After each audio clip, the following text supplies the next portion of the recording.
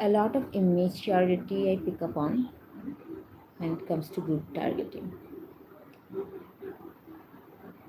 And the motive is always belonging to some larger unfoldment, like at that moment of targeting what each group was thinking, like what do they have to return to, what kind of lifestyle or life they have to return to. That's how that gives away their criminal freedom to do whatever they please. And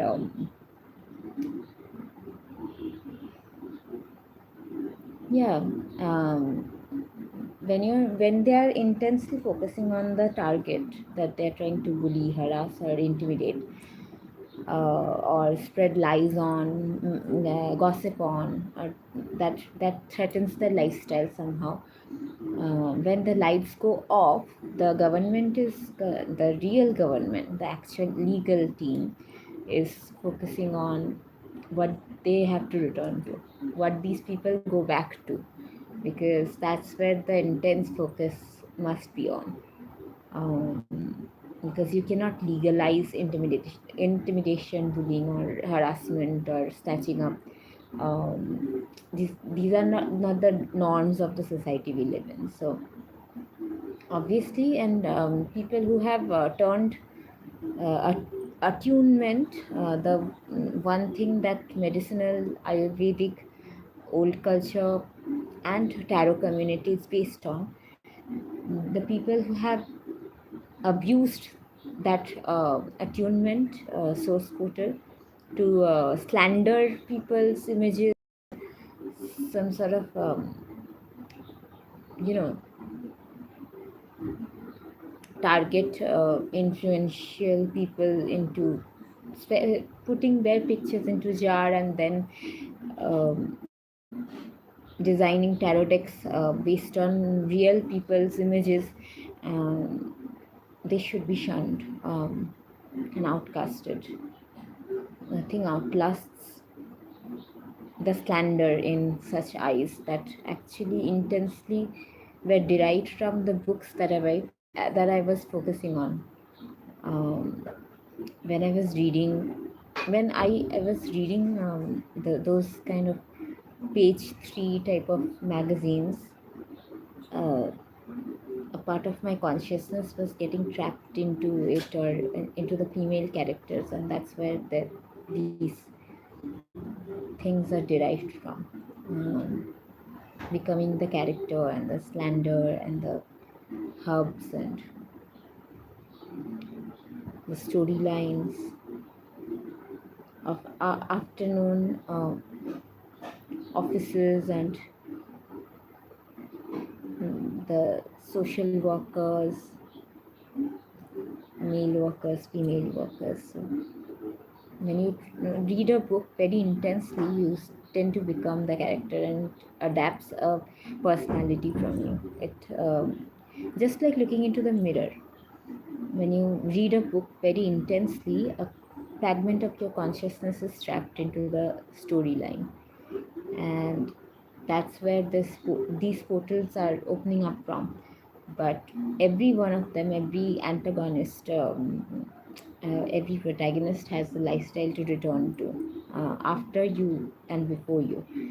Um, and before you read the book, before you start to identify with the book characters and all those lengthy stories, Anandabhajar, Putrika, all the magazines that had slanderous,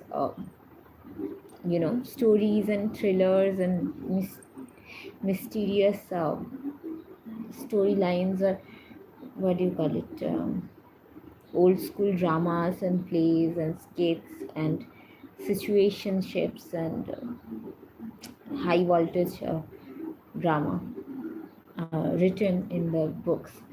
When I was completely devoid of any activity, I was so focused on that reading stories of thrillers, that one fragment of my consciousness project myself into the space, into the actual space, and that's where that's how these characters look like me, that are doing well on television, that have grown big, but they look like me because, and they talk like me, because a fragment of, just like the eclipse and uh, new moon and twilight, just like those books, uh, a slanderous you know uh, fragment of consciousness is trapped into the corporate world, and how it's tackling with the ops, and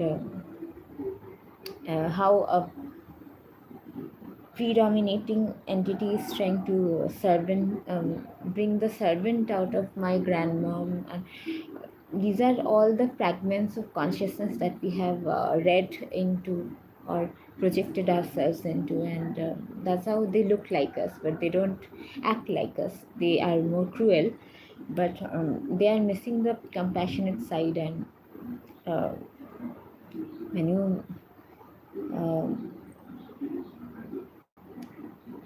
have been bullied all your life, and still you expect a sorry, an apology, some compassion, and the abuser actually capitalizes of your pain and your expectation, and mocks compassion as a concept with their other cruel friends.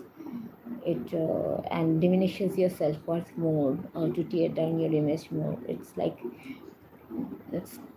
your some sort of your higher self is reading your life story from beyond space and time, and the way it deals with those moments and those lower fragments of consciousnesses and characters, and where it ends and where it starts, as only a wizard can track uh, the markings of those video markings of those moments, that um,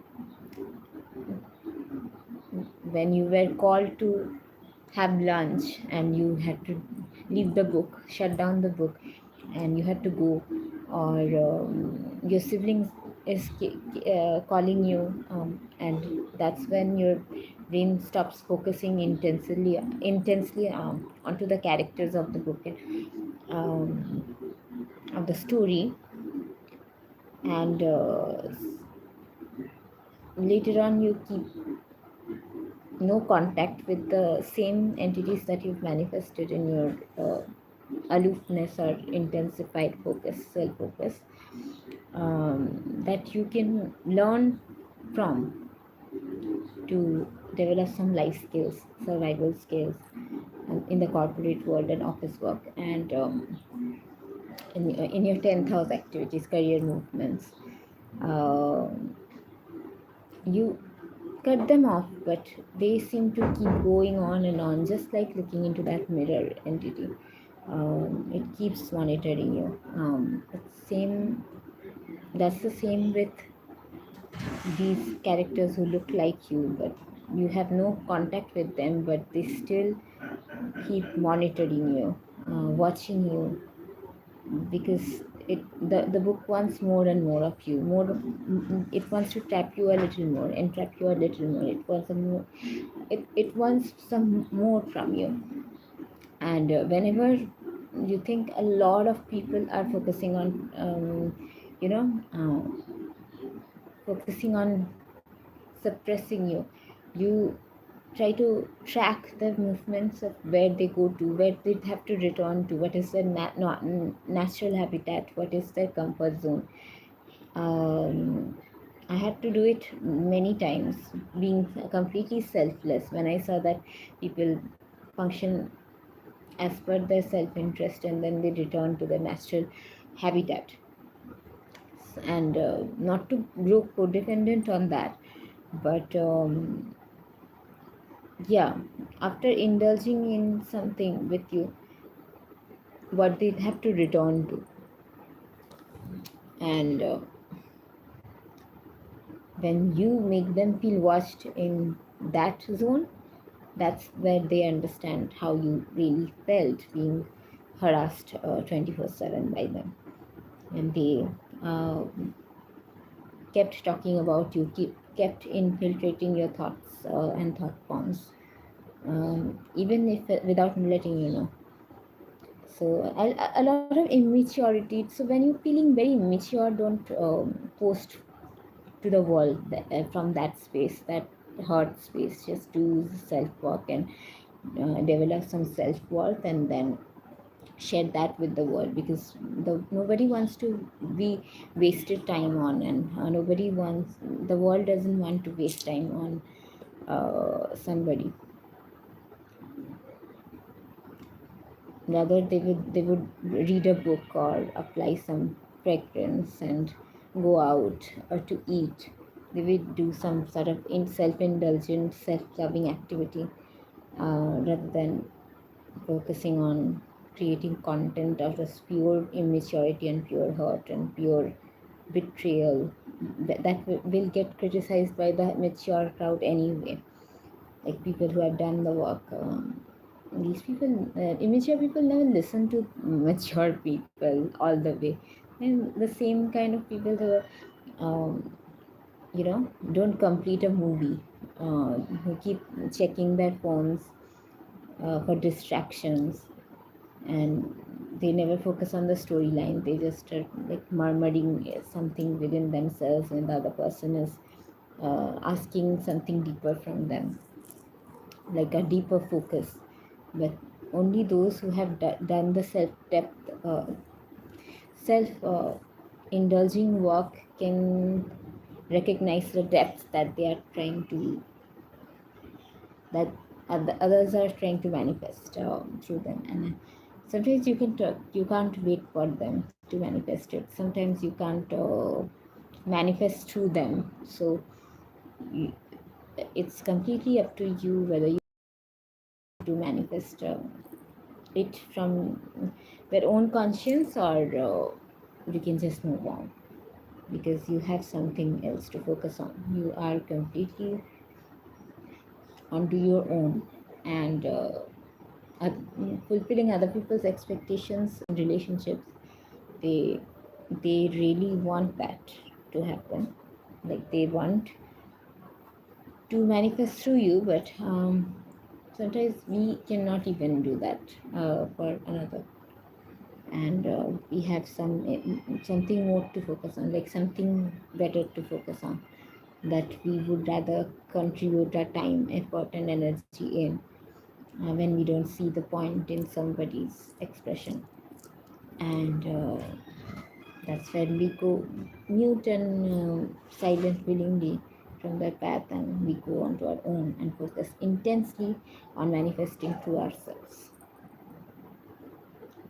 And I'm not saying that target the group, targeting and target where they return to, because now I see which life you return to after disturbing someone's. It's in your body expression how you felt harassed, and yeah, you can totally exploit your relevance that you lost in these meaningless activities by the group activities. You can totally extract that from their lives, and spy on them and make them feel the same kind of pain in the ass that you have felt um, in addressing the actual issue, and not the distractive finger pointings. It's like constant chaos out there. Nobody knows what they truly want. Set an intention first, and then do the journaling. Write down your feelings, and before you get monitored, right from the moment you wake up to when you go to sleep, it's all drama, high voltage drama, and nothing fictional people can withstand nowadays. People want real term growth and real time fixes, and people want real love and real companionship. They don't want counterfeit visions, and nobody wants to waste time on these things nowadays. Not even especially not people like me who have an entrepreneurial mindset. We don't waste time in capturing hurt and pain and drama and distractions. Only the discipline, only the focus, only the goal meeting, only the relevant. Um, if you don't win, you fade. That's all. And I have not always been this way, but time and strokes have carved out the space for me to become that. And I wouldn't sacrifice my sleep for any thing other than discipline.